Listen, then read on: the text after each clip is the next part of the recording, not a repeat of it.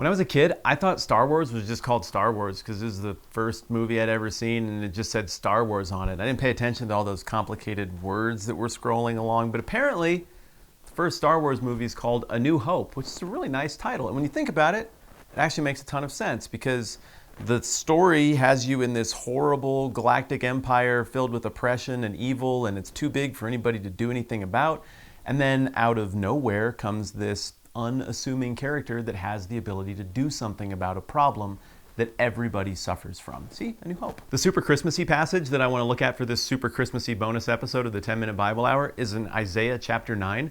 And subtitling this passage, A New Hope, really wouldn't be that weird, except, copyright. Isaiah chapter 9 is one of those passages that we pull out of mothballs every Christmas and then quickly look over and we never think about the context, but it just warms our heart because it feels Christmassy. But I think if you think about the context, it should be even more heartwarming and more Christmassy. And also I like history, so this is happening. Isaiah was working in the second half of the 700s BC. He was a prophet to the people of Judah. And here's the lightning version to keep you up to speed on where we're at here historically. You've got a unified kingdom of Israel that was ruled by Saul, David, and Solomon. Then there was kind of a civil war and the whole thing blew up. And then you had two kingdoms, a northern kingdom of Israel, where basically 10 of the tribes ended up, and a southern kingdom of Judah, where basically 2 of the tribes ended up. Whether you're in the northern kingdom or the southern kingdom, you have the same problem, and that problem is Assyria. They're maybe the worst people ever to have existed ever in terms of ruthlessness and violence, and they had a habit of just conquering everybody. Now, somehow, little Israel in the north had been able to hold out for quite a while, but things were falling apart diplomatically, and the writing was on the wall. Israel was going to be toppled by Assyria really soon.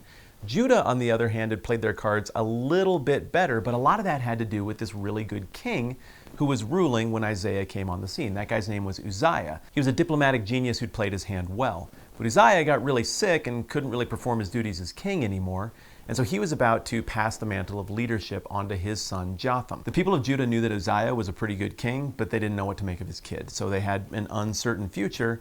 What they knew for sure was Assyria really liked killing people, and it probably wouldn't be very long before they came knocking on their door. So by the time we get to this prophecy, the conquest of the northern kingdom has begun, and a couple of those northern tribes have been toppled. And you can tell from the larger context of Isaiah and from just common sense that there is a sense of gloom that is overwhelming the people that this is being written to. It's into this sense of gloom, this sense of frustration with the insanity of the out-of-control world, and into this sense of impending violent destruction that Isaiah writes the following. Verse 1, "Nevertheless, there will be no more gloom for those who were in distress. In the past, he humbled the land of Zebulun and the land of Naphtali, but in the future he'll honor Galilee of the Gentiles by way of the sea along the Jordan.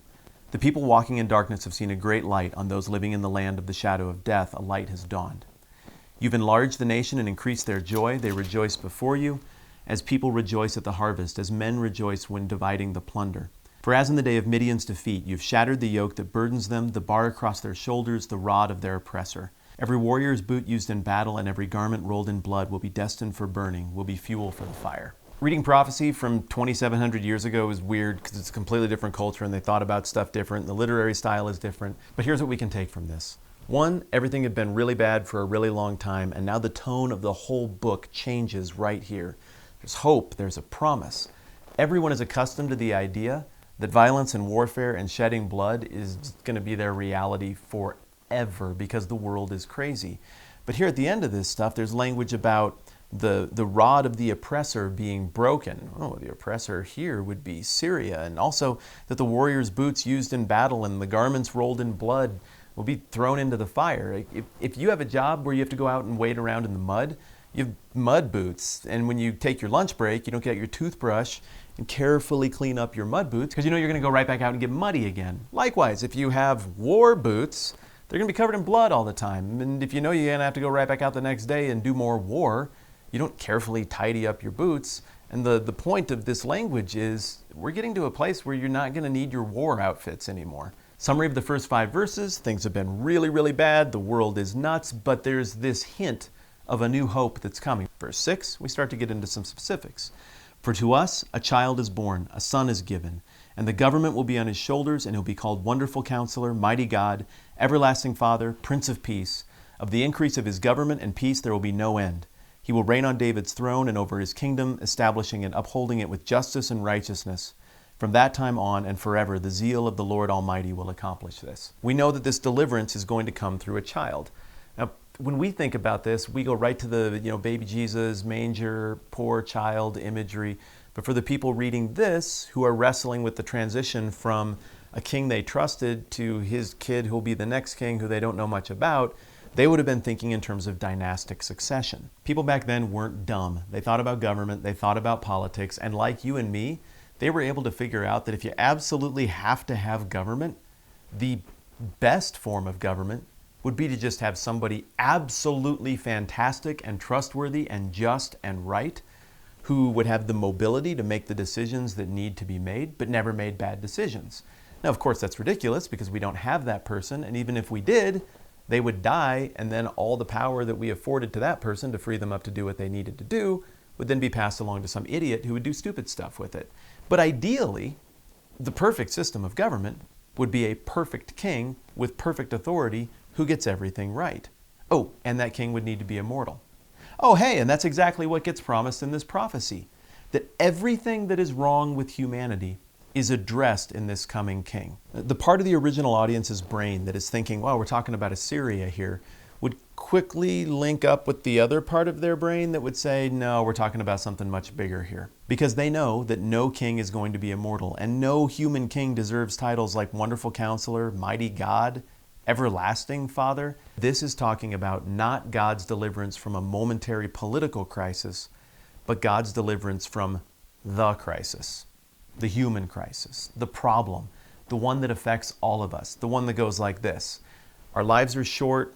We get a sense that life is beautiful and existence is beautiful, but it's tainted by oppression and ugliness and our own failures and the things that people do to us and violence. We yearn for peace and redemption and meaning, but the fallenness of the world collides with that.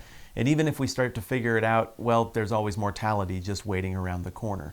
We're bound by time, so we can't go back and undo the things that we've got wrong, meaning that guilt is something that can never truly be resolved. We just have a problem, and we can't fix it. But what a passage like this says, and this is central to our understanding of all of Christianity, is that there is a solution to the human problem, and that the solution is the work of God through Jesus Christ on the cross and through the resurrection. What we are seeing here is not just a better deal for Judah. Honestly, things were going to get a lot tougher for Judah.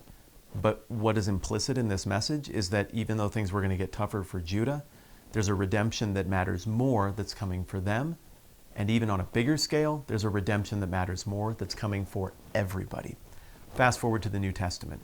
Jesus comes along. All of this language right here is associated with Jesus when he does come along. He represents a new hope as God gets into the mix of the mess of the broken world system to redeem the thing. And for the first time in the history of ever, people can start to imagine what a good and just and right and eternal kingdom would look like. And as Jesus goes along and explains this kingdom, which is like his favorite thing to talk about, we come to realize that the kingdom isn't just something that we get to view from afar or that is just meant for one select specific group of people, but that the kingdom is something that's meant for everybody, and everybody's invited. People who look different, people who talk different, people who think different things about politics, men, women, people of every lifestyle, people of every social status, people who are really profoundly screwed up and who've done awful things. All of them are invited to this kingdom. And not just invited in a way where they can be tolerated by God, who will withhold his judgment against them, but where they make the proverbial 14-point swing all the way over to being children of God, who are heirs to his kingdom. To the skeptic, I understand that this stuff sounds like craziness to you. It's religious language that sounds far-fetched and there's not a context for it. But to bottom line it, this is about the being who is our maker, reaching out to us with grace and without qualification to make things that we all know are broken better. For the person who is a believer, Christmas is a time of year when we're reminded of what the actual point is instead of all the things that we always try to tag on to it. There is a God who sent his son into this world to represent a new hope. The cross thing had to happen. The resurrection thing had to happen. And as a result, this kingdom is beginning to be established and we're invited to participate. There's a lot of stuff that I crammed into a really short amount of time. My point is this. Merry Christmas. I feel hope over these things. The world weighs heavy on me a lot. But I like it when this time of year rolls around. I need this time of year to roll around to be reminded that we do have a new hope and that that hope is placed in God for good reason. I'm Matt. This is the 10-Minute Bible Hour. I hope you have a great Christmas.